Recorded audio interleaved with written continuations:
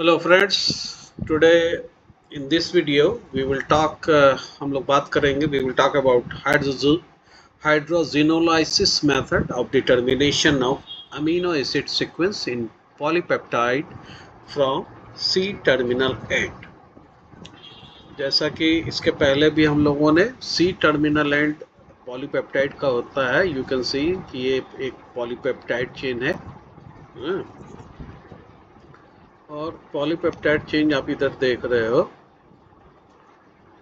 ये सी टर्मिनल हो गया, okay, and this is your N terminal.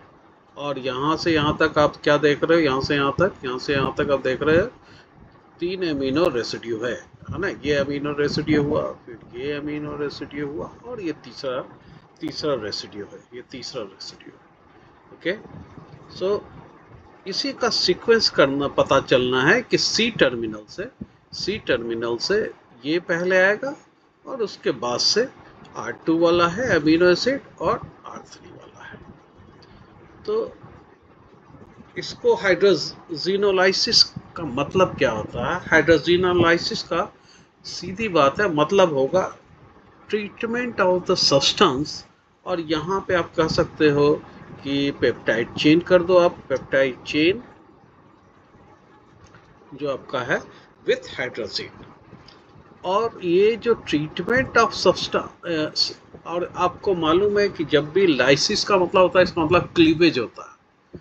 जैसे होमोलाइसिस हेट्रोलाइटिक क्लीवेज में आ जाता है वो। और ये जो आप स्ट्रक्चर देख रहे हो, ये स्ट्रक्चर जो आप देख रहे हो, that is the structure of hydrazine NH2 okay. और ये मेथड रिपोर्टेड किया था अकाबोरी ईटल इन 1956 में, अकाबोरी ईटल इन 1956 में। और एक और चीज़ है कि it is most widely use method of determination. Okay, ये सबसे ज़्यादा यूज करते हैं amino acid sequence in polypeptide chain from carbon terminal and को यूज सबसे ज़्यादा करते हैं इससे, ठीक है।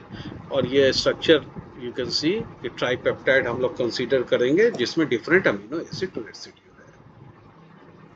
तो करते क्या है, जो पॉलीपेप्टाइड चेन है, पॉलीपेप्टाइड चेन जो भी है आपका, ठीक है, जो पॉलीपेप्टाइड चेन आपने ले रखा है, पॉलीपेप्टाइड चेन बोलो, is heated with anhydrous hydrazine. Okay, actually hydrazine में वाटर नहीं होना चाहिए, वाटर होगा तो प्रॉब्लम होगा, रिएक्शन अच्छा नहीं होगा, इसीलिए आपको अनहाइड्रस लेना है, ठीक है। That is you have to remove even a very small amount of water. आपको एकदम देख लेना है कि 0% वाटर रहे जो हाइड्रोजिन आप यूज कर रहे हैं। टेम्परेचर है you can C 100 degree centigrade. तो हाइड्रोजिनोलिसिस का ये क्या होगा, हाइड्रोजिनोलिसिस का असर क्या होगा, कॉन्सिक्वेंसेस क्या होगा, कि जो ये एमिनो एसिड आपका, ये पहला एमिनो एसिड जो है, ये जो पहला एमिनो एसिड है आपका, किसमें, पॉलीपेप्टाइड चेन में, जो कार्बोक्सिल एसिड टर्मिनल का है, वो तो क्या हो जाएगा, वो कन्वर्ट हो जाएगा एमिनो एसिड में। और बाकी जितना है एमिनो एसिड रेसिड्यू यानी R2 वाला और R1 वाला, वो क्या कन्वर्ट हो जाएगा, एमिनो एसिड हाइड्रोजाइड में कन्वर्ट हो जाएगा, ठीक है। तो पहला एमिनो एसिड जो होगा वो कन्वर्ट को छोड़ के बाकी सब एमिनो एसिड हाइड्रोजाइड्स में कन्वर्ट हो जाएंगे और ब्रेक हो जाएंगे, अलग अलग हो जाएंगे, ठीक है। Okay, to form a product mixture, you can see here, to form a to form a product mixture,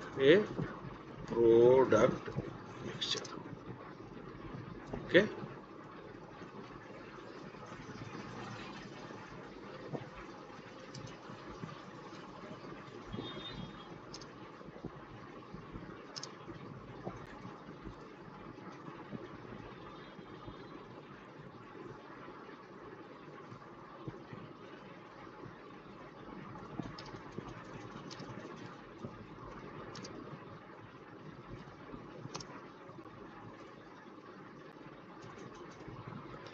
ये थोड़ा सा करेक्शन कर लिया कि as A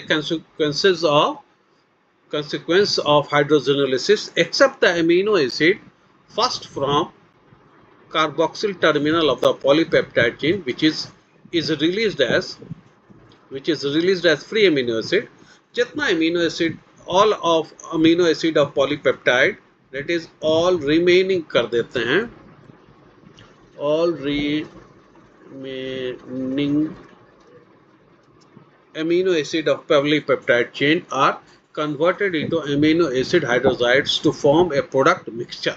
Okay, so you can see कि इधर से आप चलो तो ये जो आपका है ये फ्री आ जाएगा और बाकी सब अमीनो एसिड हाइड्रोजाइड बनेगा, अमीनो एसिड हाइड्रोजाइड्स बनेगा. ओके, यही बात हम लोगों ने लिखी है as a consequences of hydrogenolysis, except ये इंपॉर्टेंट है, amino acid from the carboxyl turn or polypeptide chain, okay, which is released as free amino acid.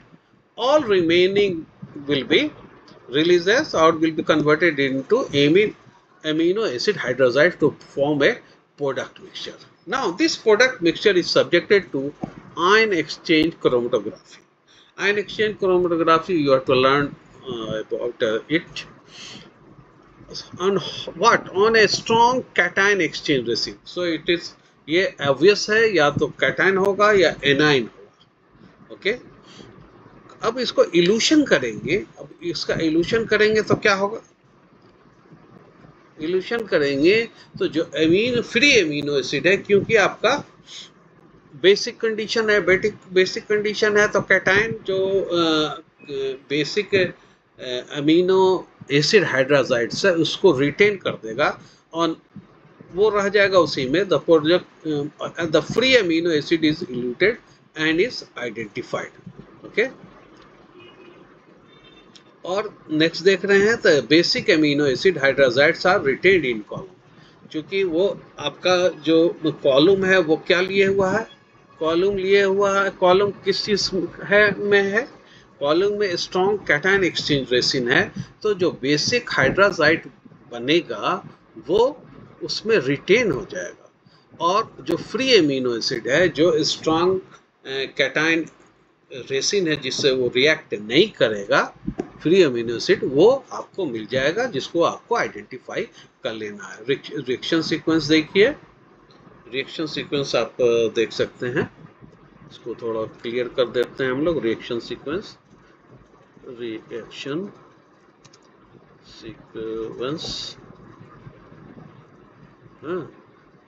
Sequence क्या है? रिएक्शन सीक्वेंस आप देखो कि एक ट्राइपेप्टाइड हम लोग कंसीडर कर रहे हैं of having different amino acid ratio.